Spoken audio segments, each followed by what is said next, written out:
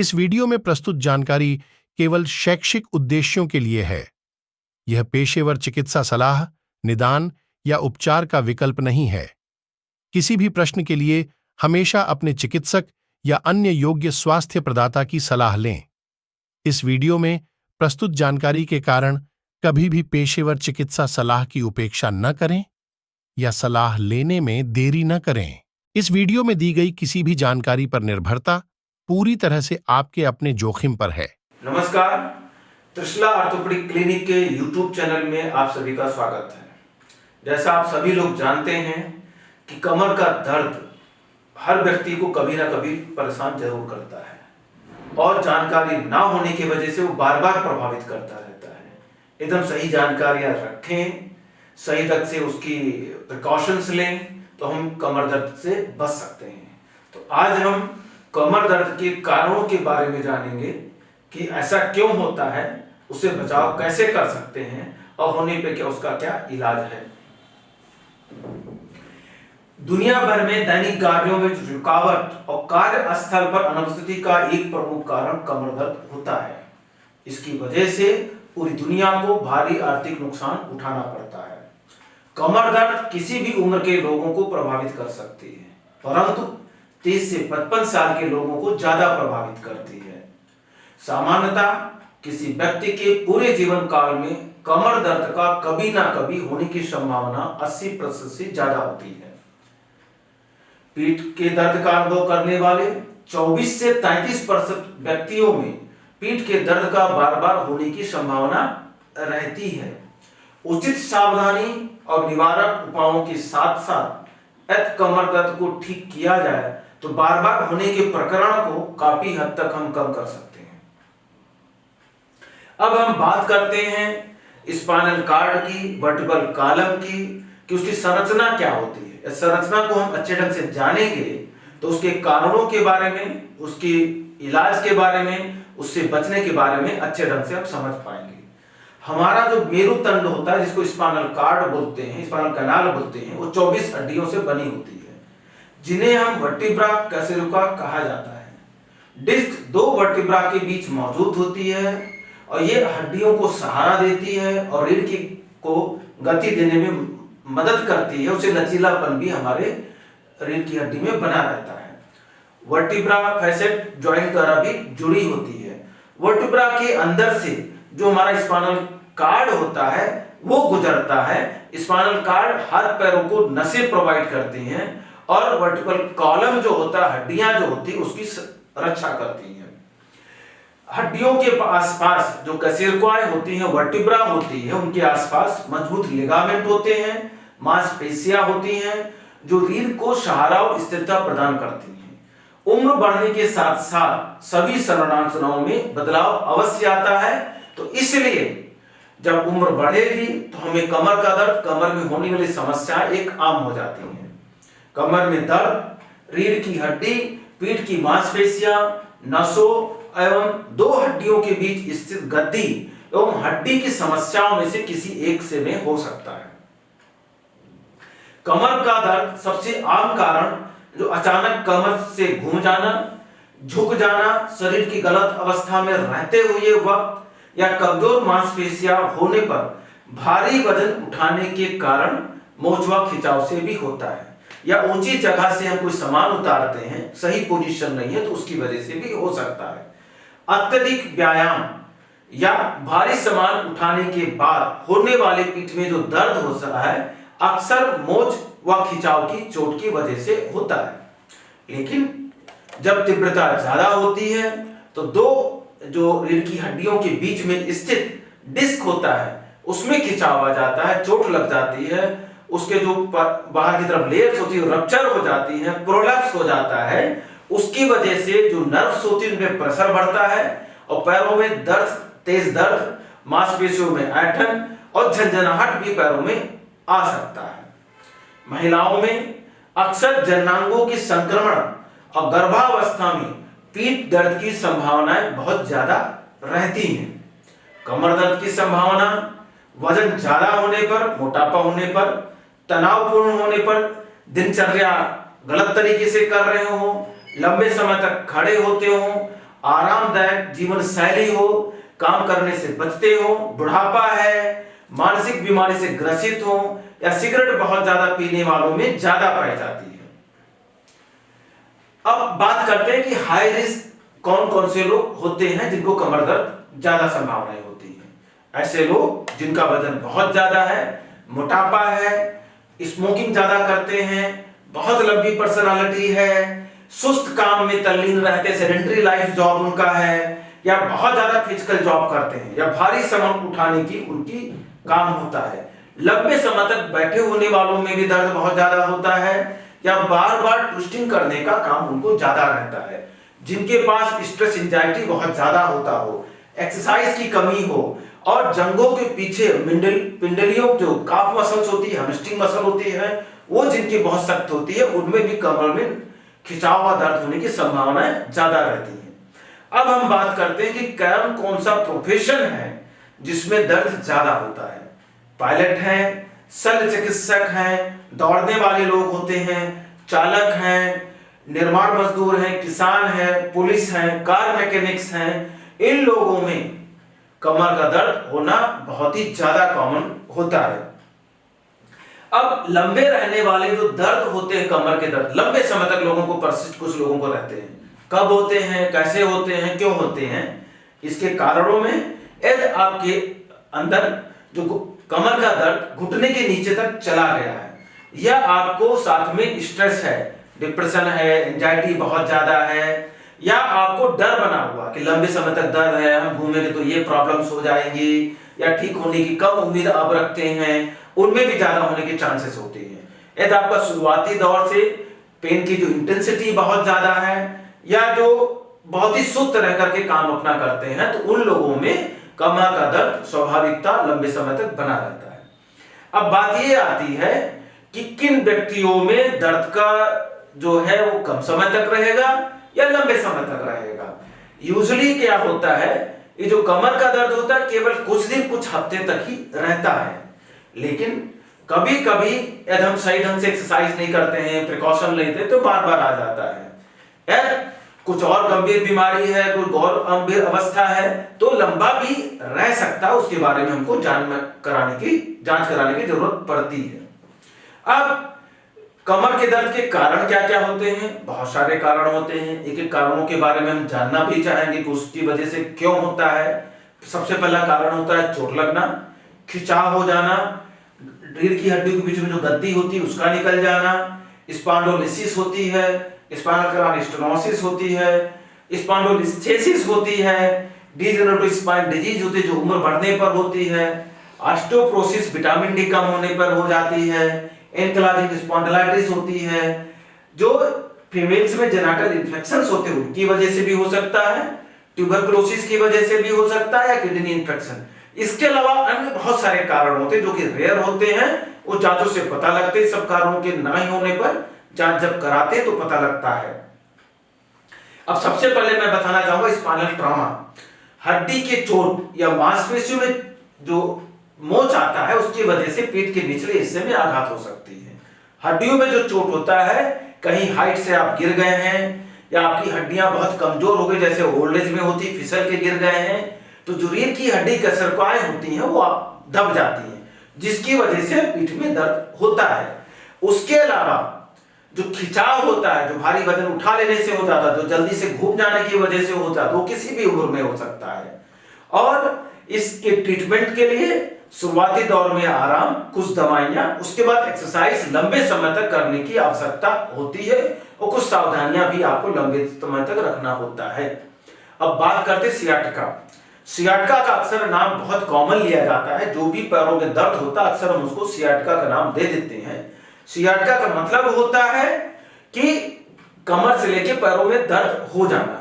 जो main lateral meaning होता है उसका मतलब है सियाटिक नर्व। सियाटिक नर्व मतलब रीढ़ की हड्डी के नीचे से जो पेल्विस होती है, जो बटक होता है, बटक से पास से निकलती है, पैरों की उंगलियों तक ज्यादा है, उसमें दर्द या झंझनाहट हो तो उसको सियाटिका कहते हैं। लेकिन यह अधिकतर समय डिस्क प्रोलैप्स की वजह से ही होता है।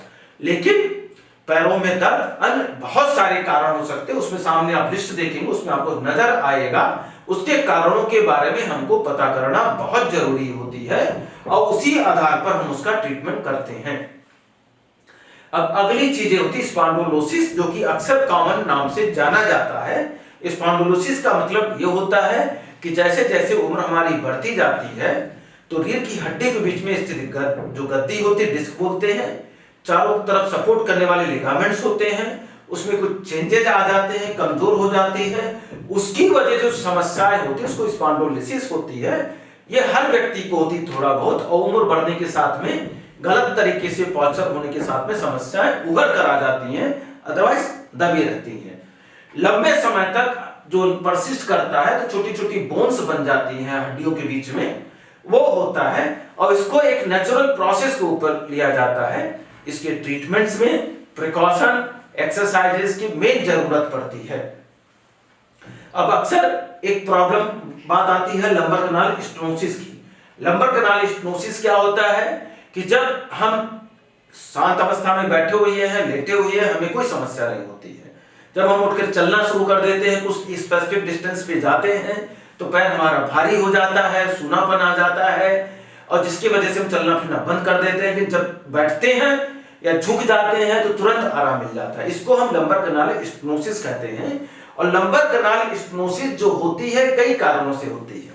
या तो डिस्क प्रोलेप्स की वजह से हो जाता है, या हड्डियां बढ़ गई ऑस्टियोफाइट्स उसकी वजह से हो जाता है, या आगे पीछे दो लिगामेंट्स होती है, एंटीरियर पोस्टीरियर लॉन्गिट्यूडिनल लिगामेंट, उसका कैल्सिफिकेशन हो जाता, थिकनिंग हो जाता, उसकी वजह से होता है। या कोई एक कंजेनिटल एनोमलीज होती है इसके अंदर कैनाल जो होता है जिसकी वजह से, जिसमें हमारा स्पाइनल कॉर्ड जाता है वो नैरो हो जाता है, उसकी वजह से लंबर कनाल स्टेनोसिस होती है। आमतौर पर ये ज्यादा उम्र होने पर या बुढ़ापे में होता है।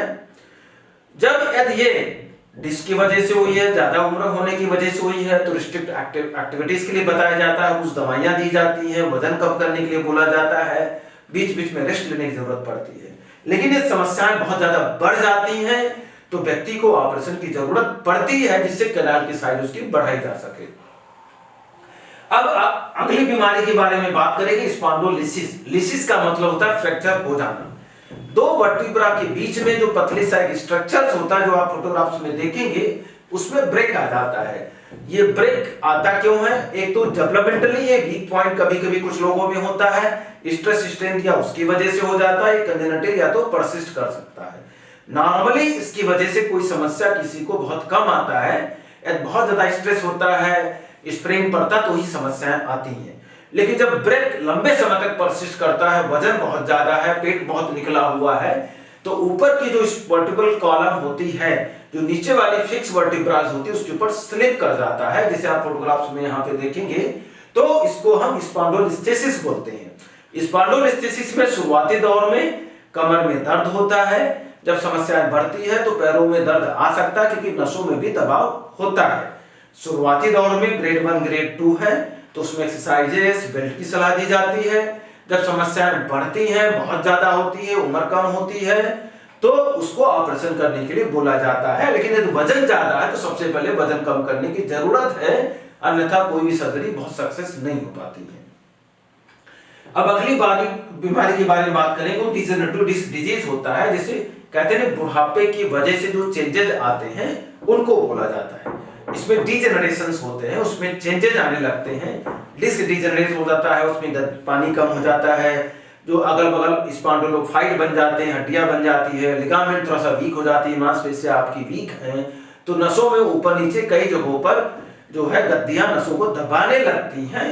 लेकिन हो सकता है यदि आप एक्टिव है, बहुत ज्यादा एक्सरसाइज प्रॉपर है, मांसपेशियां आपकी प्रॉपर है, तो कोई भी लक्षण ना हो। लेकिन अब इस सब चीजें प्रॉब्लम्स आपकी रहती हैं तो रीढ़ की हड्डी में चकरापन हो सकता है, कमर में दर्द हो सकता है, किसी स्पेसिफिक जगह पे दबाव बढ़ने पर लंबर कनाल स्टेनोसिस या सियाटिका का पेन हो सकता है। इसके इलाज में अक्सर एक्सरसाइज, बेल्ट, प्रिकॉशन, वजन कम रखना, ऐसी समस्या बहुत ज्यादा होती है तो सर्जरी करने के लिए बताया जाता है और रेयर होता है। अब अगली प्रॉब्लम के बारे में बता रहे हैं, ऑस्टियोपोरोसिस। ऑस्टियोपोरोसिस एक बहुत ही कॉमन समस्याएं हैं, ये अक्सर बुढ़ापे में देखी जाती है, 40 से 45 साल फीमेल्स में, 50 साल के बाद मेल्स में। लेकिन जिस तरह का आजकल का खान पान बच्चों में होता जा रहा है, वो कम उम्र में ऑस्टियोपोरोसिस की संभावनाएं होने लगी हैं और बच्चों में भी देखा जाता है। क्योंकि जो पीक बोन मास होता है ये 25 साल तक हमारे पास पहुंचता है। पीक बोन मास का मतलब ये होता है कि हड्डियों में जो कैल्शियम और मैट्रिक्स डिपॉजिट होता है, जो कैल्शियम का कंसंट्रेशन होता है, वो मैक्सिमम 25 साल के ऊपर होता है। 25 साल की उम्र तक बच्चों में एक्टिविटीज बहुत अच्छी नहीं है, प्रोटीन की मात्रा अच्छी नहीं ली है, दूध दही पनीर अच्छा नहीं लिया है, कैल्शियम विटामिन डी का सप्लीमेंट अच्छा नहीं है, फास्ट फूड पे रहते हैं, तो उनकी हड्डियां शुरुआती दिनों से कम होगी, बाद में बहुत ही जल्दी कम उम्र में ऑस्टियोपोरोसिस शुरुआत होती है। और ऑस्टियोपोरोसिस होने की वजह से पीठ में दर्द होता है, कभी कभी हड्डियों में फ्रैक्चर भी हो जाता है, फ्रैक्चर कलाई पे हो सकता है, कूल्हे के जोड़ पे हो सकता है, रीढ़ की हड्डियां दब जाती हैं, उससे लंबे समय तक प्रॉब्लम उस व्यक्ति को बनी रह सकती है। ऑस्टियोपोरोसिस के बारे में पता करने के लिए हम लोग डेक्सा बीएमडी से कंफर्म करते हैं, अन्यथा एक्सरे से थोड़ी बहुत जानकारी उसके मिल जाती है। स्पेसिफिक दवाइयां आती हैं, उनको दवाओं का सेवन करने से और प्रिकॉशन एक्सरसाइज करने से बहुत कुछ हम ऑस्टियोपोरोसिस को ठीक कर सकते हैं। अगली प्रॉब्लम्स होती है विटामिन डी की डिफिशियंसी, जो आजकल पोल्यूशन बहुत ज्यादा है, खान पीन में प्रॉब्लम्स होती है, सनलाइट में हम निकलते नहीं हैं, डार्क स्किन होते हैं, कपड़े बहुत ज्यादा शरीर पर रहता है, उसकी वजह से विटामिन डी का कम होना बहुत ही सामान्य जैसी हो गई है।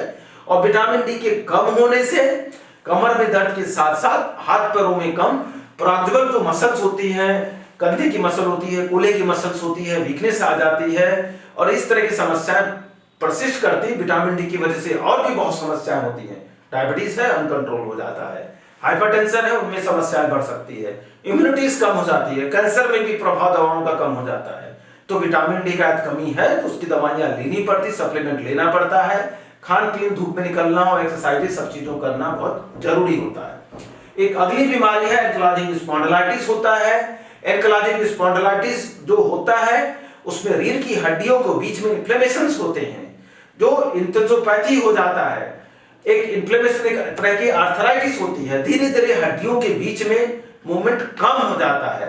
तो एक बोलते हैं बम्बो स्पाइन, माने शरीर एकदम अकड़ा रहता है, आगे झुका रहता है, गर्दन झुकी रहती है, सीधा नहीं कर पाता है, सीधा लेटना नहीं पाता है। ये शुरुआती दौर में होता है क्योंकि एक्सियल जॉइंट इन्वॉल्व होते हैं। जब समस्याएं बढ़ती है तो कूल्हे का जोड़, फिर घुटने और पेरिफेरल जॉइंट भी इन्वॉल्व हो सकते हैं। ऐसी बीमारी का पूर्णतः इलाज नहीं होता है, लेकिन एक्सरसाइज करने से, एक्टिव रहने से बहुत सारे जोड़ों की गति हम बनाए रख सकते हैं।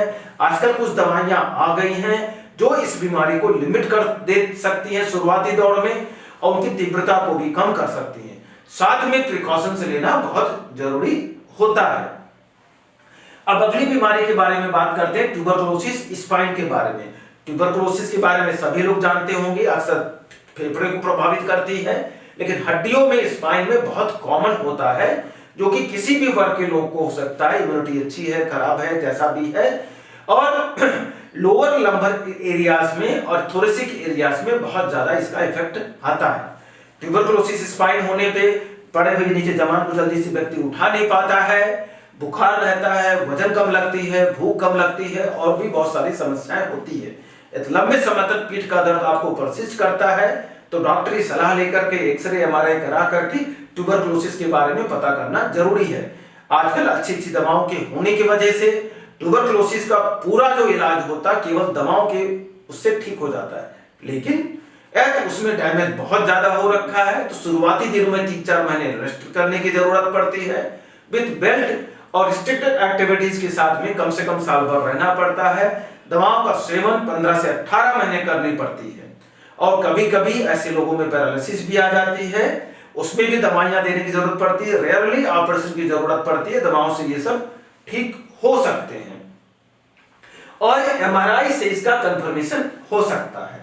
अब अगली बार बात करेंगे इन्फेक्शन के बारे में, जो कि किडनी इन्फेक्शन या किडनी स्टोन यदि किसी को हो जाता है तो उसमें भी कमर में दर्द होने की स्वाभाविकता है। और महिलाओं में जेनिटल ट्रैक्ट इन्फेक्शन जो होते हैं, रिप्रोडक्टिव ऑर्गन इन्फेक्शन होते हैं, यूट्रस का, वेजाना का, सर्विक्स का जो इन्फेक्शन होता है उससे कमर में दर्द होना बहुत ही स्वाभाविक होता है। प्रेगनेंसी में भी दर्द बहुत ज्यादा होने की संभावनाएं होती है। उसमें लेडीज पेशेंट हैं तो लेडीज डॉक्टर को दिखाना होगा। किडनी की प्रॉब्लम है, यूरोलॉजिस्ट को दिखा करके स्पेसिफिक जांचें होती हैं, दवाइयां लेनी पड़ती है, फिर जाकर के कमर का दर्द उनका आराम हो सकता है। ये जो मैं बहुत सारे कारण बताएं किस वजह से होता है, क्यों होता है, हड्डियों में क्या समस्याएं होती हैं, इन सब चीजों के बारे में आपको पूर्ण जानकारी होना जरूरी है। तो आपको बार बार होता है, लेकिन ये जो जानकारी आपको दी जा रही है, आपके जनरल नॉलेज की दी जा रही है, बेसिक उसके लिए दी जा रही है। जब भी आपको कमर दर्द होता है तो ऑर्थोपेडिक सर्जन या किसी भी फिजिशियन पास के आप उनको दिखाएं, उनसे जानकारी लें, जांच कराएं और दी गई चीजों को फॉलो करें। अगले लेक्चर में हम लोग बात करेंगे कि कमर के दर्द में क्या साइन सिम्टम होता है, क्या प्रिवेंटिव मेजर्स हो सकते हैं और क्या उनका ट्रीटमेंट हम लोग कर सकते हैं। नमस्कार।